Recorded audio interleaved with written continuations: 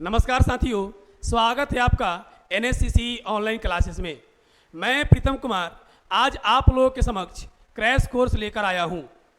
तो आप सबसे पहले ये जानने के इच्छुक होंगे कि मेरे द्वारा इस क्रैश कोर्स में क्या पढ़ाया जाएगा। तो सबसे पहले मैं आपको बता दूं कि इस क्रैश कोर्स में मेरे द्वारा 10th क्लास और 12th क्लास का जितना भी आर्ट्स का सब्जेक्ट होगा वो मैं पूरा कराने वाला हूँ। आप लोग को मैं 10th क्लास और 12th क्लास का जितना भी आर्ट्स का सब्जेक्ट है उसको पूरा कराने वाले हैं, क्योंकि देखिए ये क्रैश कोर्स है और क्रैश कोर्स में हम उसी बात पर ज़्यादा ध्यान देंगे जो एग्ज़ाम के पॉइंट ऑफ व्यू से क्या हो, महत्वपूर्ण हो। क्योंकि क्रैश कोर्स का मतलब है कि हमको क्या पढ़ना नहीं है, क्या करना है तो क्या छोड़ना है। हम लोग को ये ध्यान देना है कि हम क्या पढ़े नहीं क्या छोड़े, क्योंकि सिलेबस को अगर देखा जाए तो सिलेबस में 80 और 20 का रेशियो चलता है। अब 80-20 क्या है, तो 80% सिलेबस से 20% क्वेश्चन आते हैं और 20% सिलेबस से 80% क्वेश्चन आते हैं। तो हम लोग को इसी पर मुख्य रूप से फोकस करना है। हमको इसी 20% को पकड़ के चलना है और 80% से कवर करके चलना है, जिससे हम अपने बोर्ड एग्जाम में अच्छा प्रदर्शन कर सके। तो हम ध्यान इस पर देंगे कि 20 और 80, और हम आपको ये भरोसा दिलाते हैं कि मेरा वीडियो देखने के बाद आपको किसी भी सब्जेक्ट में कोई भी समस्या नहीं रह जाएगी। और ये मैं दावे के साथ कह सकता हूँ। क्यों? क्योंकि मैं खुद ऑफलाइन में 10th क्लास और 12th क्लास के सैकड़ों बच्चों को पढ़ा चुके हैं और उनका परिणाम भी बहुत अच्छा आया है और वो बच्चे आगे जाकर बोर्ड एग्जाम में बहुत अच्छा किए हैं। तो बस आप मेरे भरोसा कीजिए और मेरे साथ मेहनत करते जाइए। हम आपको भरोसा दिलाते हैं कि आप 10th क्लास के हो या 12th क्लास के हो तो आर्ट्स में आपको कोई परेशानी नहीं होगी। ठीक है, अब ध्यान दीजिए। तो 10th क्लास और 12th क्लास में तो क्रैश कोर्स के मतलब समझे पहले कि हमको 20% सिलेबस देखना है, जिससे कितना क्वेश्चन आता है, 80%। और अब ध्यान दीजिए, हम ये देखेंगे कि कौन सा टॉपिक इम्पोर्टेंट है और कौन इम्पोर्टेंट नहीं है। इसको आप मेरे ऊपर छोड़ दीजिए। ये मेरा जिम्मेवारी है कि कौन सा आपको टॉपिक करवाना है और कौन का करना है, छोड़ना है। ध्यान दीजिए, क्रैश कोर्स की बात करें तो इधर ध्यान दीजिए। क्रैश कोर्स देखिए, क्रैश कोर्स एक कार की तरह है। क्रैश कोर्स एक कार की तरह है। ये कार हो गई और इस कार के ड्राइवर खुद हम हैं। इस कार के ड्राइवर खुद हम बैठे हैं। तो ये डिपेंड मेरे ऊपर करता है कि इस कार को कैसे चलाना है, कब ब्रेक लगाना है, कब स्पीड बढ़ाना है, कब गियर चेंज करना है। और आप इसमें यात्री के रूप में बैठे हैं और इस कार का नाम है क्रैश कोर्स। इस कार का नाम है क्रैश कोर्स। तो हम इस पर ध्यान देंगे कि कब इसको तेज करना है, कब ब्रेक लगाना है और कब स्पीड बढ़ाना है। और ये जो कार है ये मेरे अनुसार रहेगी। हम बताएंगे कि इस कार को लेकर के बोर्ड एग्जाम तक कैसे पहुँचे और कौन सा क्वेश्चन इंपॉर्टेंट है। इसका मतलब हम आप लोग के सामने वही टॉपिक, वही कंटेंट लाएंगे जो एग्ज़ाम में डायरेक्ट लड़े, जो बोर्ड एग्ज़ाम को सीधे हिट कर सकता है। और आज मैं आप लोग के समक्ष 12th क्लास का हिस्ट्री लेकर आया हूँ। 12th क्लास का हिस्ट्री।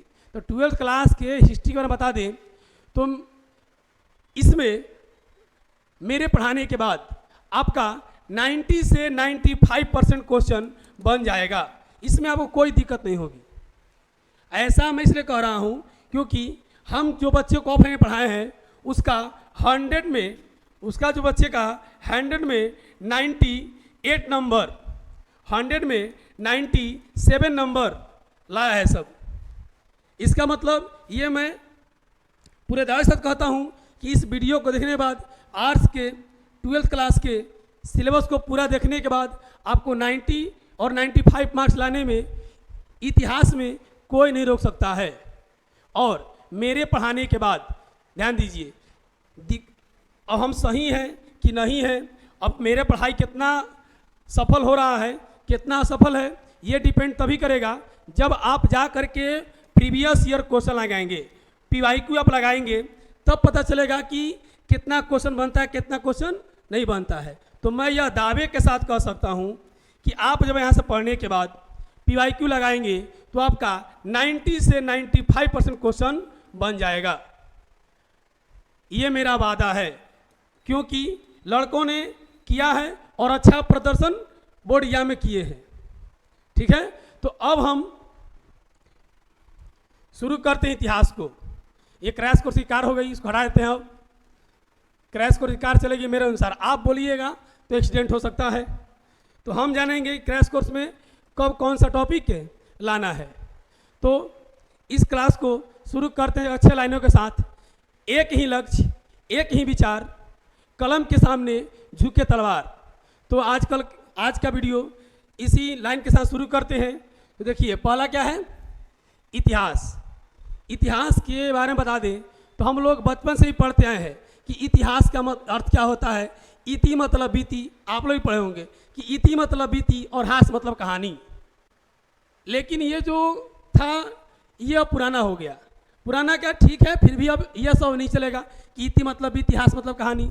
अब इतिहास को कुछ नए सिरे जानेंगे कि इतिहास होता क्या है, इतिहास को कैसे पढ़ते हैं, इतिहास में कौन कौन सी घटनाएं हुई, कौन कौन सा आंदोलन हुआ, इस सब इतिहास पढ़ना इस चैप्टर में या इस पूरे 12th क्लास में। तो हम देखेंगे कि इतिहास के पहले बेसिक जानकारी देख लेते हैं कि इतिहास होता क्या है। तो यहाँ पर लिखा कि इतिहास के जनक। तो इतिहास के जनक जो थे वो कौन थे, हेरोडोटस। जो इतिहास के जनक या पिता कहें तो हेरोडोटस थे। और ये हेरोडोटस ने इतिहास पर एक पहली पुस्तक लिखी थी जिसका नाम था हिस्टोरिका। हम आपको बताएं कि इतिहास के जनक कौन है, हेरोडोटस। और उन्होंने एक पुस्तक लिखा है इतिहास की पहली पुस्तक, उसका नाम है हिस्टोरिका। और इस हिस्टोरिका पुस्तक में कहीं ना कहीं का इतिहास लिखा गया होगा। तो इस हिस्टोरिका पुस्तक में यूरोप का इतिहास लिखा गया है। तो जनक कौन है, हेरोडोटस। पहला पुस्तक कौन लिखे, हिस्टोरिका। और इस पुस्तक में किसकी जानकारी है, किस देश की जानकारी है या किस महादेश की, तो कौन कहेंगे, यूरोप महादेश। और आगे जानेंगे हम कि इतिहास होता क्या है। तो हमें बताएं कि इति मतलब इतिहास मतलब कहानी, ये पुराना हो गया। अब देखते हैं अच्छे ढंग से इतिहास के बारे में कि इतिहास होता क्या है। तो इतिहास को जानने के लिए हमको किसी भी घटना को क्रमवार तरीकों से जानना पड़ेगा कि कौन सी घटना कब घटी, और सिलसिलेवार या क्रमवार से जानेंगे कि इतिहास क्या होता है, कैसे बना इतिहास। अब देखिए यहाँ लिखा हुआ कि घटित घटनाओं का क्रमवार या सिलसिलेवार या व्यवस्थित ढंग से अध्ययन को इतिहास कहते हैं। अब इसमें बात करें तो घटित घटनाएं, जैसे इतिहास को अगर जानना है तो हम डायरेक्ट बोले कि 1917 में गांधी चंपारण सत्याग्रह किए,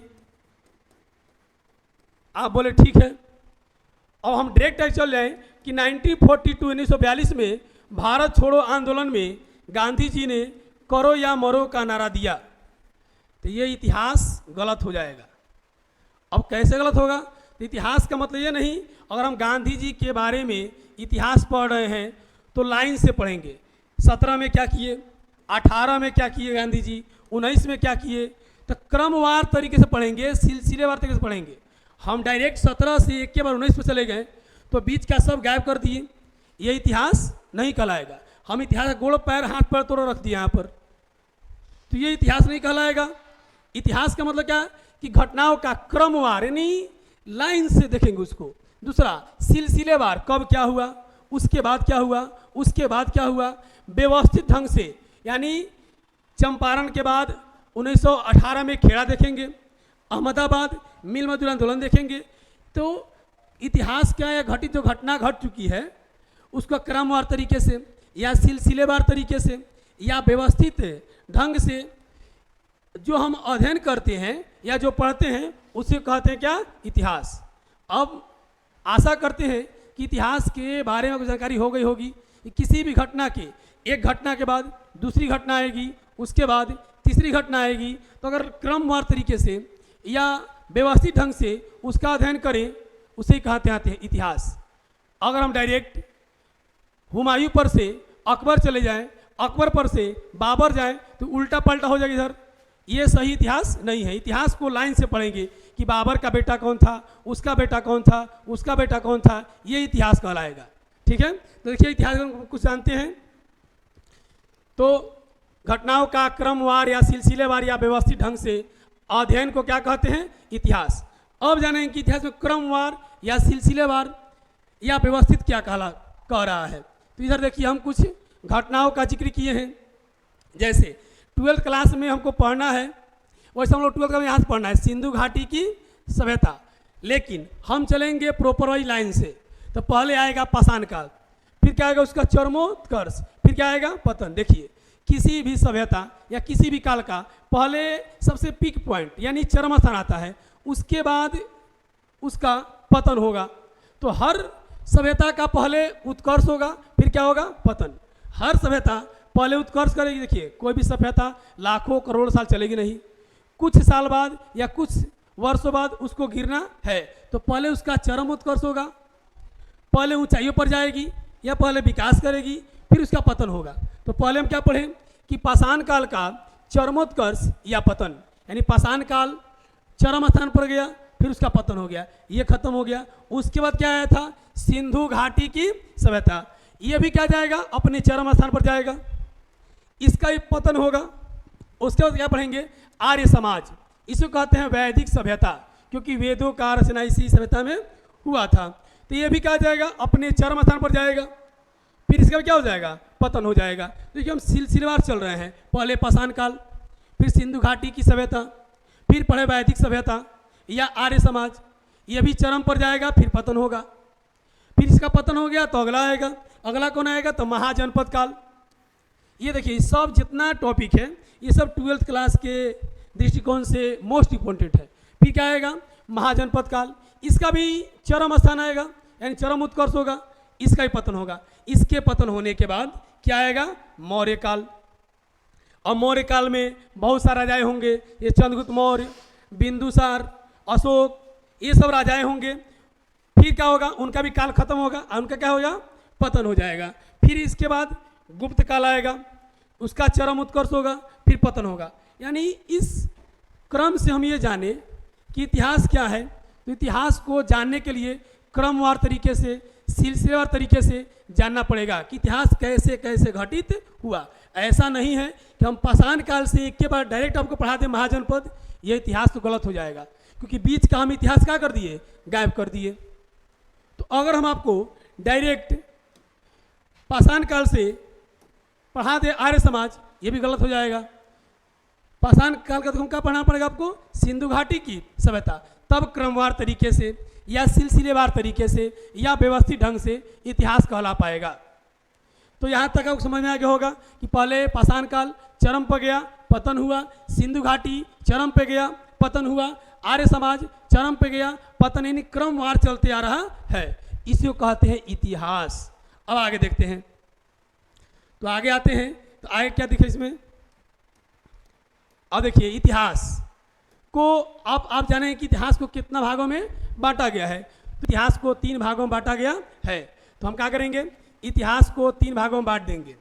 अब 3 भागों में बांटेंगे तो यहाँ पर इतिहास को जब हम 3 भागों में बांटते हैं तो क्या किस में आएगा? तो यहाँ देखिए इतिहास को बांटेंगे 3 भागों में। एक हो जाएगा प्राक ऐतिहासिक, प्राक ऐतिहासिक। दूसरा हो जाएगा आद्य ऐतिहासिक, और तीसरा हो जाएगा ऐतिहासिक। इतिहास को 3 कालखंडों में बांटा गया है। पहला प्राक ऐतिहासिक, दूसरा आद्य ऐतिहासिक, तीसरा ऐतिहासिक। इसे कहते हैं प्री हिस्ट्री, इसे कहेंगे प्रोटो हिस्ट्री, और इसे कहेंगे हिस्टोरी। ठीक है, तो इतिहास को 3 कालखंडों में या 3 भागों में, प्राक ऐतिहासिक, आद्य ऐतिहासिक ऐतिहासिक, इन तीनों का विवरण हम विस्तार से भी देखेंगे। तो प्राक ऐतिहासिक में ये था कि प्राक ऐतिहासिक में मानव जो था वो खाना बदोश था। क्या था? खाना बदोश। यानी खाना बदोश क्या होता है? तो वो इंसान जो केवल पेट भरने के इच्छा से हो, उसका पेट भर जाए, देश का जीडीपी कहाँ गया, देश में गरीब बढ़ रहा नहीं बढ़ रहा है, देश का महंगाई है कि नहीं है, देश गर्त में जा रहा है कि ऊंचाइयों पर जा रहा है, उससे उसे कोई मतलब नहीं है। क्यों? क्योंकि खाना बदोश है। उसका मतलब किससे है? बस खाना मिल जाए, पेट भर जाए। आप घर के बच्चा को देखे होंगे, वो रोएगा, उसको दूध दे देंगे, चुप हो जाएगा। उसको घर में क्या हो रहा है, देश में क्या हो रहा है, समाज में क्या हो रहा है, उससे कोई मतलब नहीं है। तो जो छोटा बच्चा है वही है खाना बदोश। वैसे ही पहले लोग रहते थे खाना बदोश। कब? प्राक ऐतिहासिक काल में। और इसी में हम लोग पढ़ेंगे पाषाण काल। क्या पढ़ेंगे? पाषाण काल। ठीक है। और इसी में हमको मिलेगा पुरातात्विक साक्ष्य। क्या मिलेगा? पुरातात्विक साक्ष्य। पुरातात्विक साक्ष्य मतलब क्या चीज? कि जमीन के अंदर से जो भी वस्तु खुदाई करके निकाली जाएगी उसे कहते हैं पुरातात्विक साक्ष्य। तो प्राक ऐतिहासिक में पहले के मानव क्या थे? खाना बदोश थे। पाषाण काल को इसी में पढ़ना है। किसमें? प्राक ऐतिहासिक में। और इसमें कुछ पुरातात्विक वस्तुएं प्राप्त हुई थी। ऐसा को बता दें कि पुरातात्विक वस्तु तीनों में प्राप्त हुआ था, प्राक ऐतिहासिक में भी, आद ऐतिहासिक में भी और ऐतिहासिक में भी। अब आते हैं कहाँ पर? आद ऐतिहासिक। तो आद ऐतिहासिक का बात करें तो आद ऐतिहासिक में हम ये देखेंगे कि जो आद ऐतिहासिक है इसमें हमको पढ़ना है सिंधु घाटी की सभ्यता। और यहीं साथियों यहीं से हमको पढ़ना है 12th क्लास का मेन चैप्टर, सिंधु घाटी की सभ्यता। ये किस में आएगा? आद ऐतिहासिक में। ठीक है। इसमें था क्या? सिंधु घाटी सभ्यता आएगा। दूसरा, अगर साक्ष्य की बात करें तो इसमें ना ही कोई लिखित साक्ष्य था और ना ही उसको पढ़ा गया, क्योंकि इसमें लिखित साक्ष्य भी नहीं था और पढ़ा भी नहीं गया। इसमें लिखित साक्ष्य था लेकिन ऐसा पढ़ के चला गया, सब ऐसा लिख के चला गया कि उसको दोबारा पढ़ा नहीं गया। तो इसमें अगर बात करें तो इसमें लिखित साक्ष्य होगा लेकिन उसको पढ़ा नहीं गया, वैसा लिखा गया इसको कोई पढ़ नहीं पाया। और इसमें क्या है? इसमें हम लोग पढ़ेंगे ऐतिहासिक। इसमें हम लोग पढ़ेंगे कि इतिहास कितने से प्राचीन इतिहास, मध्यकालीन इतिहास और आधुनिक इतिहास इसी में देखेंगे। किसमें? ऐतिहासिक कालखंड में। इसमें लिखित साक्ष्य भी था, इसमें लिखित साक्ष्य भी था और उसको पढ़ा भी गया। तो ये हो गया प्राक ऐतिहासिक, आदि ऐतिहासिक और ऐतिहासिक बारे में जानकारी। अब आगे देखते हैं, ये लिखा हुआ है उसी के बारे में जो हम अभी बताए हैं आपको। देखिए पहला क्या है? प्राक ऐतिहासिक या प्री हिस्टोरी एज। इसमें अभी बोले आपको पुरातात्विक साक्ष्य। पुरातात्विक साक्ष्य तीनों में होगा, प्राक ऐतिहासिक में भी होगा, आदि ऐतिहासिक में होगा और किस में होगा? ऐतिहासिक। तब पुरातात्विक साक्ष्य इसमें था। दूसरा, यहाँ के मानव क्या थे? खाना बदोश। अभी बताए हैं, मतलब उनको पेट भरने चक्कर है, पेट भरने का चक्कर खत्म, सब दुख खत्म। इसमें अगर कोई व्यक्ति मर रहा है तो ये व्यक्ति क्या करते थे? उसको इंतजार करते कब मरे, इसको हम कब खाएं, उसे कहते हैं खाना बदोश। केवल ये खाने से मतलब था। दूसरा, इसे मानव क्या करते थे? जीव को मार करके और खाना का संग्रहण करते थे। खाने के लिए कल परसों के खाना रख लेते थे कि इसको बाद में खाएंगे, यानी उनको पूर्ण रूप से खाना यानी पेट भरने से मतलब था।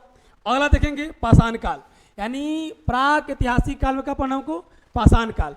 पाषाण काल कहते हैं स्टोन एज, यानी पत्थर के बारे में पढ़ना है। यहाँ पर के मानो पत्थर के औजार प्रयोग करते थे, शिकार करने के लिए पत्थर का प्रयोग करते थे, ये कहेंगे पाषाण काल। अब देखते हैं आगे क्या है। तो आगे है आदि ऐतिहासिक काल, इसे कहते हैं प्रोटो हिस्ट्री एज।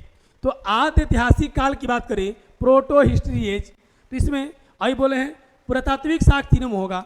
तो पुरातात्विक साक्ष्य होगा इसमें। अब क्या बोले हैं? उसमें लिखित साक्ष्य नहीं था और पढ़ा भी नहीं गया। इसमें लिखित साक्ष्य था लेकिन पढ़ा नहीं गया। लिखित साक्ष्य तो था लेकिन ऐसा लिख के चला गया सब जिसको आज तक कोई पढ़ नहीं पाया। तो लिखित साक्ष्य था लेकिन पढ़ा नहीं गया। और इसमें इसी में जानना है सिंधु घाटी सभ्यता या हड़प्पा सभ्यता के बारे में। और दोस्तों यहीं से आपका 12th क्लास का मेन चैप्टर या मेन पढ़ाई सिंधु घाटी की सभ्यता से शुरू होती है। तो इसमें क्या पढ़ना है, सिंधु घाटी की सभ्यता या हड़प्पा सभ्यता। हम इसके बारे में विस्तार से नीचे जानेंगे। अब देखते हैं ऐतिहासिक काल। ऐतिहासिक काल में आपको पुरातात्विक साक्ष्य होगा, लेकिन अब देखिए ऐतिहासिक काल यानी हिस्ट्री एज, पुरातात्विक साक्ष्य होगा, इसमें लिखा भी गया और पढ़ा भी गया। अब हम क्या जाने, पहला प्रागैतिहासिक, उसमें लिखित साक्ष्य भी नहीं था और पढ़ा भी नहीं गया। जब लिखा भी नहीं गया तो पढ़ें क्या। दूसरा में था आद्य ऐतिहासिक, इसमें लिखा गया लेकिन पढ़ नहीं पाए, वैसा लिख के चल गया सब, ऐसा पूरा चित्री खाँच के चल गया सब, पता नहीं चला कि लिखा क्या है। तो लिखा तो गया लेकिन पढ़ा नहीं गया। और अंतिम में क्या है, ऐतिहासिक, इसमें लिखा भी गया और पढ़ा भी गया, इसे कहते हैं ऐतिहासिक काल। ठीक है, अब हम देखेंगे कि इतिहास को कितने कालखंडों में बांटे हैं। इतिहास को कितने कालखंडों में बांटा गया है, तो इतिहास को 3 भागों में या 3 कालखंडों में बांटा गया है। पहला आपको पता होगा प्राचीन इतिहास, मध्यकालीन इतिहास, और तीसरा क्या हो जाएगा, आधुनिक इतिहास। तो प्राचीन इतिहास कब से होगा, 2500 BC से 800 BC। प्राचीन इतिहास की बात करें तो ये क्या हो जाएगा, 2500 BC से 800 BC। अब ये BC क्या है, तो BC का मतलब हो जाएगा ईसा पूर्व। ईसा पूर्व, इसका होता है full from before Christ, before Christ. और एक आता है AD, देखिए यहाँ पर मिलेगा आपको आगे, तो इसका क्या हो जाएगा, ईसा पूर्व। अगला देखते हैं मध्यकालीन इतिहास, इसका काल कब से कब तक था, तो 800 BC से 1707 BC। ऐसा माना जाता है कि जब औरंगजेब का मृत्यु हुआ तब से मध्यकालीन क्या हो जाएगा, खत्म हो गया था। तो 800 BC से 1707 AD। AD क्या है, AD मतलब एना डोमिनी, इसे कहते हैं ईसवी। क्या कहते हैं, ईसवी।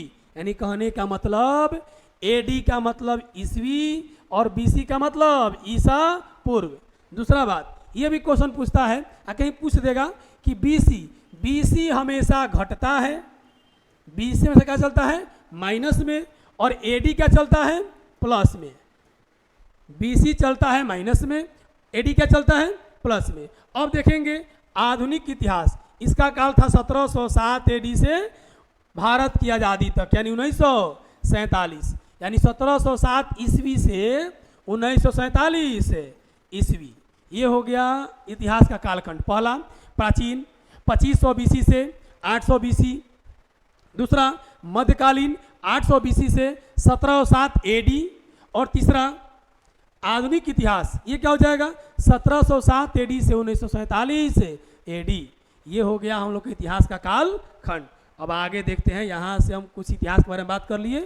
अब हम लोग आएंगे 12th क्लास के मेन चैप्टर पर, और आपको विश्वास दिलाते हैं इस चैप्टर को पढ़ने के बाद कोई भी दिक्कत नहीं रह जाएगी। आप बेधड़क जाइएगा, निकालिएगा प्रीवियस क्वेश्चन और हल कीजिएगा।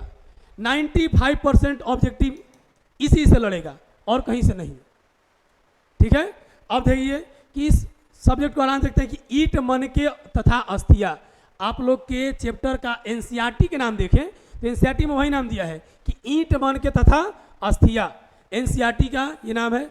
और इसी को हम इस ईट, मनके तथा अस्थिया में पूर्ण से पढ़ना क्या है, तो पूर्ण से पढ़ना है सिंधु घाटी की सभ्यता। तो या करके हम इसे दूसरा नाम क्या दे दिए हैं, सिंधु घाटी की सभ्यता। यानी हम लोग को मुख्य रूप से पढ़ना क्या है, तो सिंधु घाटी की सभ्यता। इसका NCERT नाम क्या है, ईट, मनके तथा अस्थिया। ठीक है, तो इसको शुरू करते हैं। सिंधु घाटी की सभ्यता, जितना आपको बताया जाएगा बस आप उसको अपना कर्तव्य समझ करके करते जाइएगा। उसके बाद आपको बोर्ड एग्जाम से निकलने के बाद चेहरे पर एक अच्छा अलग ही रौनक होगा, सारे क्वेश्चन आपका बनेंगे। देखिए सिंधु घाटी की सभ्यता, इसकी बात करें तो इसका सिंधु, पहले ये जानेंगे कि सिंधु घाटी की सभ्यता इसका नाम क्यों पड़ा। इसका नाम कुछ दे सकते थे, लेकिन इसका नाम सिंधु घाटी की सभ्यता ही क्यों दिए, कोई ना कोई कारण तो होगा। इसका नाम क्या दिया हम, सिंधु घाटी की सभ्यता। तो ध्यान दीजिए, सिंधु घाटी की सभ्यता एक पूरी बड़ी सी सभ्यता थी। क्या थी, बड़ी सी सभ्यता। इसमें हुआ क्या कि इसमें जितने भी स्थल मिले, ध्यान से देखिएगा, इसमें जितने भी स्थल मिले, मान लीजिए कि इसमें कुछ स्थल खोजे गए, यहाँ यहाँ यहाँ, सब यह सिंधु घाटी सभ्यता का खुदाई में मिला स्थल है। अभी जितना स्थल था, ये जितना स्थल था, ये किसी न किसी नदी के किनारे बसा हुआ था। ये जितना स्थल थे जो मिला खुदाई के दौरान, ये सारे स्थल किसी न किसी नदी के किनारे बसे थे। और जो ये नदियाँ थी, जो सारे स्थलों की नदियाँ थी, उस सारी नदियाँ आकर के एक नदी मिलती थी जिसका नाम था कौन नदी? सिंधु नदी। तो सारे स्थल किसी न किसी नदी के तट पर बसे थे और सारी नदियाँ आकर के कहाँ मिलती थी? सिंधु नदी में। इसलिए इतिहासकारों ने इसका नाम दिया सिंधु घाटी की सभ्यता। आपको क्लियर हो गया होगा कि इसका सिंधु घाटी की सभ्यता नाम क्यों पड़ा। तो नाम इसलिए पड़ा क्योंकि जितना भी स्थल था, ये सब स्थल किसी न किसी नदी के किनारे बसा था या तट पर बसा था, और सारी नदियाँ आकर के कहाँ मिलती थी? सिंधु में। इसलिए पुरातत्वविदों ने या इतिहासकारों ने इसका नाम क्या दे दिया? सिंधु घाटी की सभ्यता। अब देखते हैं आगे। सिंधु घाटी से तक जो बोले हैं वही लिखा हुआ यहाँ पर देखिए, सिंधु घाटी की सभ्यता।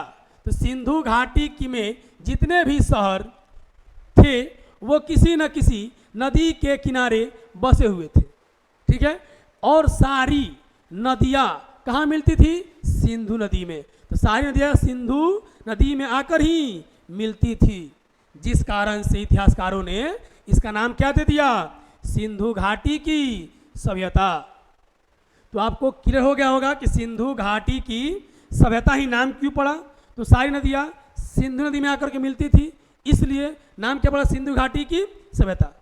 अब देखते हैं इसका एक और नाम मिलता होगा कि हड़प्पा सभ्यता या हड़प्पा की सभ्यता। तो अब इसका क्या मामला है कि हड़प्पा सभ्यता नाम क्यों पड़ा। तो इतिहासकार जब खोज कर रहे थे सभ्यता का, तो केंद्र में यानी प्रमुख केंद्र में एक सभ्यता मिली, इसका नाम क्या था? हड़प्पा सभ्यता। यानी इतिहासकार जब इस सभ्यता खोज किए तो केंद्र में एक सभ्यता आई, प्रमुख सभ्यता, जिसका नाम क्या था? हड़प्पा। इस कारण से इस सभ्यता को हड़प्पा सभ्यता भी कहते हैं। हड़प्पा सभ्यता भी कहते हैं। देखिए, इतिहासकार इस सभ्यता का प्रमुख केंद्र हड़प्पा होने के कारण प्रमुख केंद्र कौन था? हड़प्पा। जिस कारण से इतिहासकार इस सभ्यता को हड़प्पा सभ्यता का नाम दिए। तो आप इसको सिंधु सभ्यता कहिए या हड़प्पा सभ्यता कहिए, कोई दिक्कत नहीं है। सिंधु नाम इसलिए पड़ा कि सारी नदियाँ कहाँ मिलती थी? सिंधु में। और इसका प्रमुख केंद्र कौन था? हड़प्पा। इस नाम का पड़ेगा हड़प्पा सभ्यता।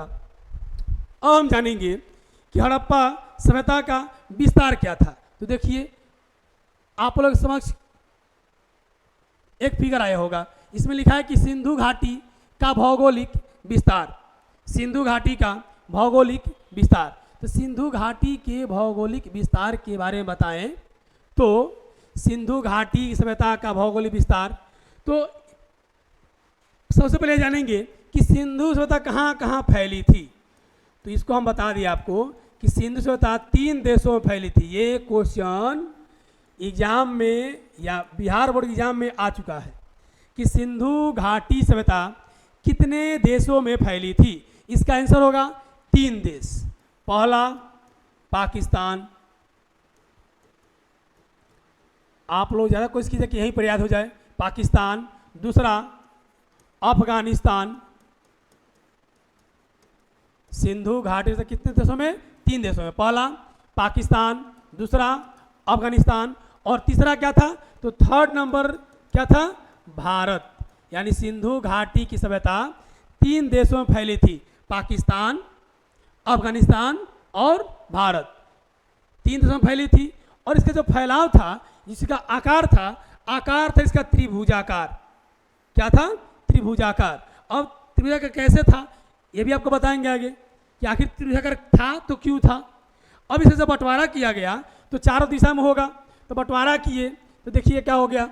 3 से फैली थी, पाकिस्तान, अफगानिस्तान और भारत। कितना देश? 3, पाकिस्तान, अफगानिस्तान और भारत। अब देखेंगे यहाँ से हम जब डायरेक्शन पाते हैं तो देखिए यहाँ पर पढ़ा हो पहले से, यहाँ लिखा होगा सैंधव सभ्यता या सिंधु सभ्यता। इसका हो जाएगा ये चारों दिशाएं हो गई। तो इसमें जो है देखिए उत्तरी सीमा यहाँ लिखा हुआ होगा, उत्तरी सीमा, ठीक है। यहाँ आपको दिया होगा ये जो हो जाएगा, ये हो जाएगा दक्षिणी सीमा। क्या हो जाएगा? दक्षिणी सीमा। ये हो जाएगा आपको पूर्वी सीमा। कौन सीमा? पूर्वी सीमा। और ये क्या हो जाएगा? ये हो जाएगा आपका पश्चिमी सीमा। यानी ये चारों क्षेत्रों में फैली थी, उत्तरी, दक्षिणी, पूर्वी, पश्चिमी। जो उत्तरी सीमा थी वो था जम्मू कश्मीर। कहाँ था? जम्मू कश्मीर। और उस सीमा का नाम क्या था? उत्तरी जो इसका सीमा था उसका नाम क्या था? मांडा। आपको दिखाई दे रहा होगा, यहाँ पर लिखा होगा मांडा। तो सिंधु सभ्यता या संदेश सभ्यता की उत्तरी सीमा जम्मू कश्मीर में स्थित थी। और कौन जगह था वो? मांडा। अगर दक्षिणी का बात करें तो ध्यान दीजिए, द से दक्षिणी, द से दैमाबाद। ध्यान दीजिएगा, द से दक्षिणी और द से दैमाबाद। तो दक्षिणी था वो कहाँ था? दैमाबाद। और ये दैमाबाद कहाँ था? दक्षिणी। और कौन से जगह पर था? तो बोलेंगे महाराष्ट्र। हम लोग दो जाने, उत्तरी सीमा जम्मू कश्मीर, नाम क्या था? मांडा। दक्षिणी सीमा द से दक्षिणी, द से दैमाबाद। तो दक्षिणी कहाँ थी? महाराष्ट्र। अब देखते हैं पूर्वी के बारे में। तो पूर्वी देखेंगे तो पूर्वी क्या हो जाएगा? तो पूर्वी क्या हो जाएगा? पूर्वी जगह आलमगीरपुर। पूर्वी का नाम क्या था? आलमगीरपुर। और ये कहाँ है? तो उत्तर प्रदेश। पूर्वी सीमा आलमगीरपुर कहाँ पर है? उत्तर प्रदेश में। और दक्षिणी से बात करें तो सुतका गेंडोर। कौन था? सुतका गेंडोर, बलूचिस्तान। कहाँ पर? बलूचिस्तान। ये कौन सीमा है? तो पश्चिमी सीमा। अब बात करते हैं, सिंधु सभ्यता चार देशों में फैली थी, तीन देशों में फैली थी, पाकिस्तान, अफगानिस्तान और भारत। और चार दिशाओं में उत्तरी की बात करें तो मांडा हो जाएगा। और कहाँ स्थित था? जम्मू कश्मीर। दक्षिणी बात करें ठीक क्या था? द से दैमाबाद, द से दक्षिणी। दक्षिणी कहाँ थी? दैमाबाद। और नाम क्या था उसका? दैमाबाद का कौन से बिंदु थी? दक्षिणी बिंदु। और कहाँ था? तो महाराष्ट्र में। अब बात करें पूर्वी का तो पूर्वी क्या हो जाएगा? आलमगीरपुर। कौन सीमा था? पूर्वी सीमा। और कहाँ होगा? तो उत्तर प्रदेश। और पश्चिमी सीमा सुतका गेंडोर। कौन थी? सुतका गेंडोर। कौन जगह पर है? तो बलूचिस्तान में। इसमें आपको कोई दिक्कत अब नहीं लग रही होगी। तो जो उत्तरी सीमा है वो है कहाँ पर? जम्मू कश्मीर, मांडा। दक्षिणी सीमा दैमाबाद, महाराष्ट्र। पूर्वी सीमा आलमगीरपुर, उत्तर प्रदेश। पश्चिमी सीमा सुतका गेंडोर, बलूचिस्तान। अब देखेंगे इसकी लंबाई उत्तर से दक्षिण और पूरब से पश्चिम। तो उत्तर से दक्षिण की बात करें तो इसकी लंबाई क्या थी? उत्तर से दक्षिण। देखिए उत्तर दक्षिण हो गया। उत्तर से दक्षिण की लंबाई कितना था? 1100 किलोमीटर। कितना? 1100 किलोमीटर। इस बात ध्यान रखिएगा, क्वेश्चन एग्जाम में आएगा। उत्तर से दक्षिण इसकी लंबाई कितना था? तो 1100 किलोमीटर। और बात करें तो पूरब से पश्चिम, पूरब से पश्चिम की बात करें तो इसका लंबाई कितना हो जाएगा? हो जाएगा 1600 किलोमीटर। तो आपको क्या पता चला? उत्तर से दक्षिण लंबाई कम है और पूरब से पश्चिम ज़्यादा है। उत्तर से दक्षिण कितना है? 1100 किलोमीटर। और पूरब से पश्चिम कितना है? 1600 किलोमीटर। एक और क्वेश्चन आता है एग्जाम में, और यह में आया भी है कि सिंधु घाटी सभ्यता का विस्तार किस दिशा में सबसे ज़्यादा है या किस क्षेत्र में सबसे ज़्यादा है? इसका आंसर हो जाएगा पूर्वी क्षेत्र। क्या हो जाएगा? पूर्वी क्षेत्र। सिंधु घाटी सभ्यता का जो पूर्वी सीमा है उस सबसे ज़्यादा विस्तार किया है, यानी पूर्वी क्षेत्र सबसे ज़्यादा विस्तार है। किसका? सिंधु घाटी सभ्यता का। यहाँ तक का पता लग गया। हम आगे देखेंगे इसका लंबाई कितना था? उत्तर दक्षिण कितना था? 1100 किलोमीटर। और पूर्व से पश्चिम कितना था? तो 1600 किलोमीटर। अब देखेंगे इसके आगे, इसका लंबाई जान लिया हम। अब देखेंगे नदी कि नदी कौन कौन सी थी। तो यानी कि यहाँ पर सब लिखा हुआ है, जो पहले आप बोले हैं ये सब लिखा हुआ है कि अगर इसका विस्तार की बात करें तो पहले हम देखेंगे आकार। अभी आपको आकार बताए हैं कि आकार कैसा है। इसका आकार था त्रिभुजाकारी। एग्जाम में क्वेश्चन आ चुका है कि सिंधु घाटी सभ्यता का आकार कैसा था? त्रिभुजाकार। कितने देशों में फैली थी? 3 देशों में, पाकिस्तान, अफगानिस्तान और भारत। ठीक है, उत्तर से दक्षिण लंबाई कितना था? 1100। पूर्व से पश्चिम 1600। आगे देखते हैं विस्तार। विस्तार के कितने क्षेत्र में फैला था?